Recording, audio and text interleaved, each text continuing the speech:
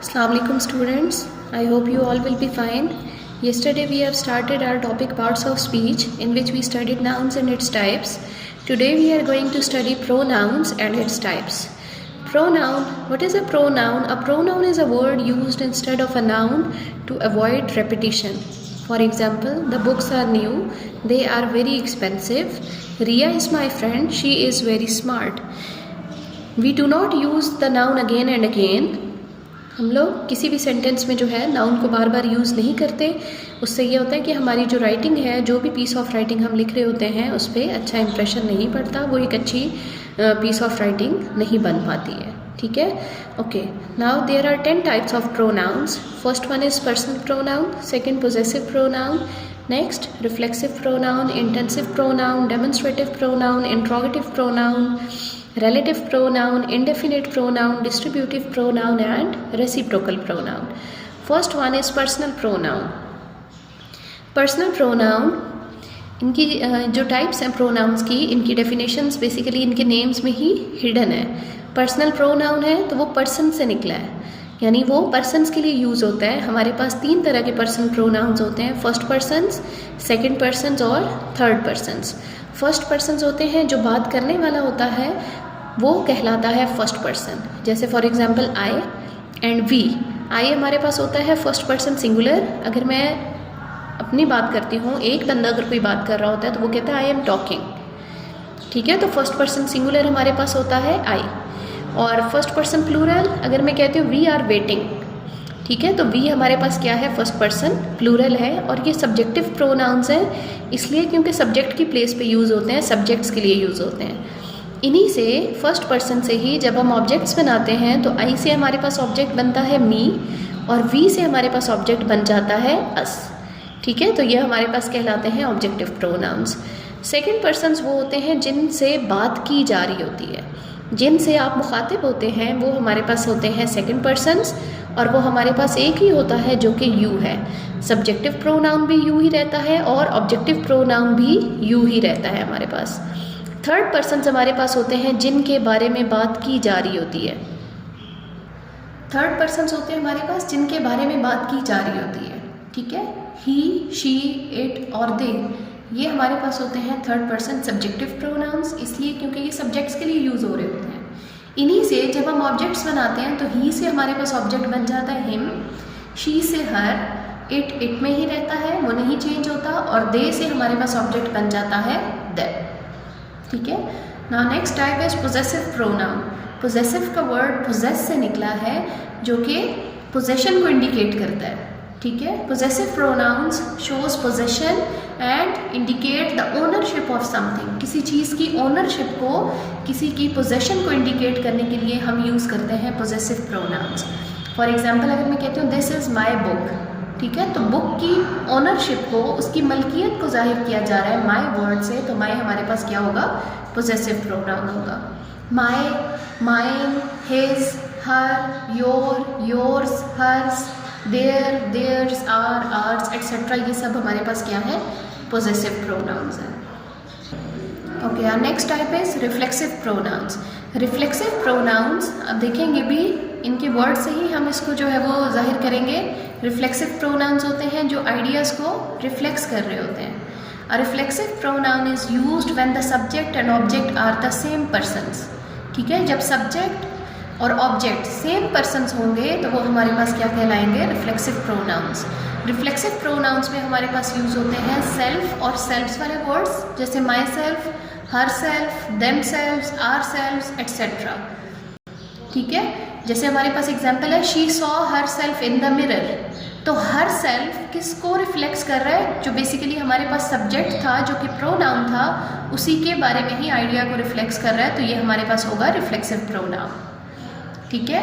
Okay, next one is intensive pronoun. Intensive pronoun को emphatic pronoun भी कहा जाता है. एम्फेटिक का वर्ड एम्फेसिस से निकला है. ठीक है, जब किसी नाउन या प्रोनाउन पे एम्फेसाइज किया जा रहा होगा सेल्फ और सेल्फ्स वाले वर्ड्स के साथ ही, तो वो हमारे पास कहलाएगा एम्फेटिक प्रोनाउन. रिफ्लेक्सिव प्रोनाउंस और एम्फेटिक प्रोनाउंस सेम प्रोनाउंस होते हैं. My self, her self, him self, your self, it self, same words use होते हैं. सेल्फ और सेल्फ वाले रिफ्लेक्सिव में भी यूज़ होते हैं, वही वाले वर्ड्स हमारे पास एम्फेटिक और इंटेंसिव में भी यूज़ होते हैं। अब दोनों को हम डिफ्रेंशिएट कैसे करते हैं कि एम्फेटिक प्रोनाउन में हमारे पास नाउन या प्रोनाउन के फ़ौरन बाद सेल्फ और सेल्फ वाला वर्ड यूज़ होगा। फॉर एग्जाम्पल अगर मैं कहती हूँ she her self will be responsible of her act, तो शी के फ़ौरन बाद हर सेल्फ यूज़ हुआ है। या फिर नाउन के बाद अगर हम यूज़ करते हैं the CEO himself attended the meeting, ठीक है, तो नाउन या प्रोनाउन के फ़ौरन बाद यूज़ होंगे तो वो एम्फेटिक होंगे, और अगर वर्ब के बाद यूज़ हो रहे होंगे तो वो हमारे पास होंगे reflexive pronoun. For example she saw her self, saw हमारे पास वर्ब है और उसके बाद सेल्फ वाला वर्ड यूज़ हो रहा है तो वो क्या होगा, reflexive pronoun. Okay, now next one is demonstrative pronoun. Demonstrative का वर्ड डेमोन्स्ट्रेट से निकला है। डेमोन्स्ट्रेट का मतलब होता है to point out something, to show something, ठीक है, किसी चीज़ की तरफ इशारा करना। is a pronoun, demonstrative pronoun is a pronoun that points to a particular person, place or thing, ठीक है, किसी ख़ास चीज़, शख्स की तरफ जब इशारा करने के लिए हम यूज़ करते हैं जिन वर्ड्स के साथ, वो वर्ड्स हमारे पास कहलाते हैं डेमोन्स्ट्रेटिव प्रोनाउंस। डेमोन्स्ट्रेटिव प्रोनाउंस हमारे पास होते हैं this, that, these and those. For example this is my book, those are my friends, ठीक है। अब इसमें दिस और दीज हम यूज़ करते हैं करीब की चीज़ों के लिए, करीब के ऑब्जेक्ट्स को पॉइंट आउट करने के लिए। दोज और दैट हम यूज़ करते हैं दूर की चीज़ों को पॉइंट आउट करने के लिए, ठीक है। Okay, now our next type is interrogative pronouns. Interrogative pronouns, जैसे कि आपको नाम से ही अंदाज़ा हो रहा है, इंट्रोगेटिव प्रोनाउंस, इंट्रोगेटिव क्वेश्चंस कहा जाता है सवालिया जुमलों को, जो क्वेश्चंस होते हैं, ठीक है। इंट्रोगेटिव प्रोनाउंस हमारे पास क्वेश्चंस बनाने के लिए यूज़ होते हैं। हमारे पास इंट्रोगेटिव प्रोनाउंस है what, which, who, whom, whose, etc. जो WH वर्ड्स हैं वो हमारे पास कहलाएंगे interrogative pronouns. For example whose book is this, which is your pen, ठीक है। बहुत सारे हमारे पास क्वेश्चंस हेल्पिंग वर्ब से भी स्टार्ट होते हैं, तो ये बात जहन में रखिएगा, हेल्पिंग वर्ब्स हमारे पास इंट्रोगेटिव प्रोनाउंस में शामिल नहीं होते हैं, ठीक है। Okay, our next type is relative pronouns. अब रिलेटिव का वर्ड रिलेट से निकला है। Relative pronouns are used to connect a clause और फ्रेज टू अ नाउन और प्रोनाउन, ठीक है। हम दो आइडियाज़ को रिलेट करने के लिए प्रोनाउंस जो यूज़ करते हैं वो प्रोनाउंस हमारे पास कहलाते हैं रिलेटिव प्रोनाउंस। रिलेटिव प्रोनाउंस हमारे पास होते हैं who, whose, whom, which, that, etc. ठीक है। फॉर एग्जाम्पल हमारे पास एक सेंटेंस है these are the colour pencils that I want to bye.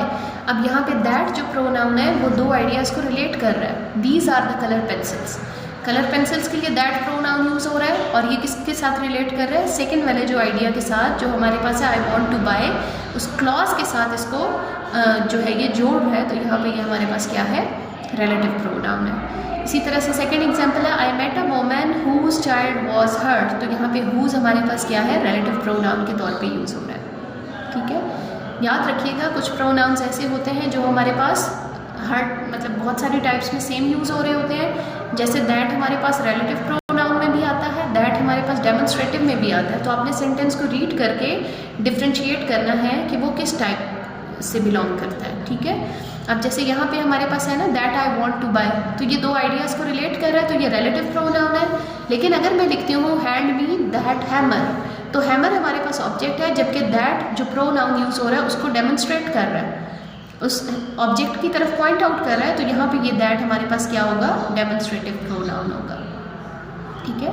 Okay, next is indefinite pronoun. Indefinite pronouns जो है ये उन चीज़ों की तरफ, उन पीपल की तरफ जो है वो उनके लिए यूज़ होते हैं जो कि जर्नल होते हैं, मतलब वो स्पेसिफिक नहीं होते, जिनके बारे में हमें नहीं पता होता, जो इनडिफाइन होते हैं। जैसे फॉर एग्जांपल अगर मैं कहती हूँ सम आर बॉर्न ग्रेट, तो हमें नहीं पता कि सम किसकी बात हो रही है, ठीक है, वो स्पेसिफिक नहीं होते। तो जब स्पेसिफिक जर्नल पीपल या जर्नल थिंग्स के बारे में बात हो रही होगी जिन प्रोनाउंस के साथ, वो प्रोनाउंस हमारे पास कहलाएंगे इंडेफिनिट प्रोनाउंस।